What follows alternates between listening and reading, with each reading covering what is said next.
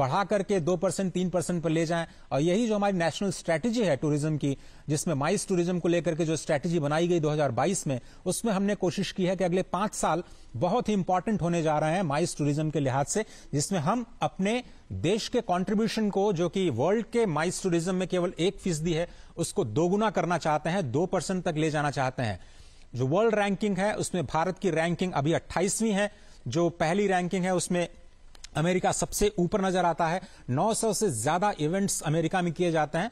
स्पष्ट तौर पर वहां पर कुछ एडेड एडवांटेज भी हैं, क्योंकि इंटरनेशनल ऑर्गेनाइजेशंस जैसे कि यूनाइटेड नेशंस, WHO आदि के जो हेडक्वार्टर्स हैं वो वहां पर हैं। सीधी तस्वीरें आप देख रहे हैं। तो अब से थोड़ी देर पहले ये हमें तस्वीरें मिली हैं जो मेट्रो की डेडिकेटेड लाइंस के जरिए प्रधानमंत्री ने वहां पर पहुंचे हैं इंटरनेशनल कन्वेंशन सेंटर में, इंडिया इंटरनेशनल कन्वेंशन सेंटर में। और उससे पहले मेट्रो की डेडिकेटेड लाइंस में सफर करते हुए लोगों के साथ सेल्फी खिंचाते हुए ये खूबसूरत तस्वीरें।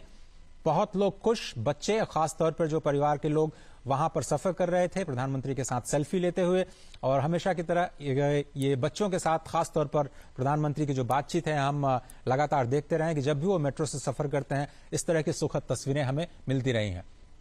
और एक बात और कि जब भी प्रधानमंत्री मेट्रो से सफर करते हैं अपने मेट्रो का टिकट खुद खरीदते हैं और उसके बाद सारे नियमों का पालन करते हुए संदेश भी देते हैं लोगों को कि हमें भले ही कितनी आप इंपॉर्टेंट पोजीशन पर चले जाएं या फिर कितनी मुश्किलें हों, लेकिन आपको जो व्यवस्थाएं हैं उनका पालन करना सभी के लिए, पूरे राष्ट्र के ही हित में है। तो ये आप थोड़ी देर पहले की तस्वीरें देख रहे हैं।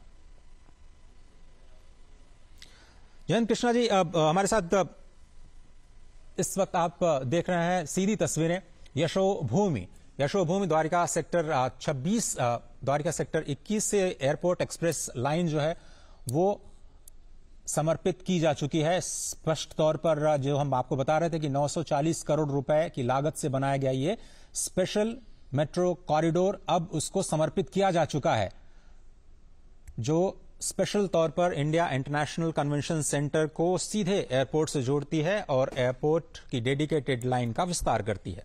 अब से थोड़ी देर पहले इस डेडिकेटेड मेट्रो लाइन को प्रधानमंत्री ने राष्ट्र को समर्पित किया।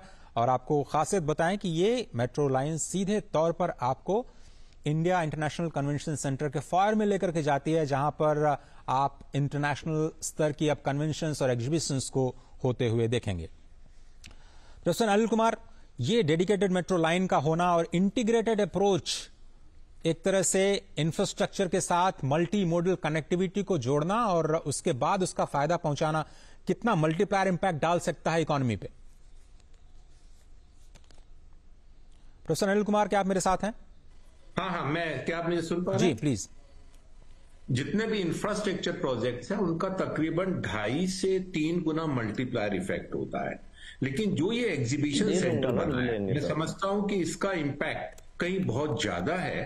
और उसकी वजह क्या है कि इसमें साथ साथ जो बढ़ावा मिलेगा हमारे रोजगार को, उसमें इवेंट मैनेजमेंट कंपनीज, उनको बहुत ज्यादा रोजगार मिलने वाला है। टूर ऑपरेटर्स, होटल्स, रेस्टोरेंट्स और जितने भी PRO फर्म्स हैं और जितने भी कनेक्टेड लोग हैं, सबको रोजगार मिलेगा। और जो इंफ्रास्ट्रक्चर में अभी खर्च हुआ है उसका 2.5 गुना हमारी इकोनॉमी के विस्तार में इसका इफेक्ट आने वाला है। और आज मैं बता दूं कि भारत जो विकसित देशों में सबसे आगे विकास दर में जो खड़ा हुआ है, उसका एक जो वजह है, सबसे बड़ी वजह है मूलभूत ढांचे के साथ साथ जो हम कैपेक्स में, कैपिटल इंफ्रास्ट्रक्चर में जो इन्वेस्ट कर रहे हैं और हेवीली इन्वेस्ट कर रहे हैं।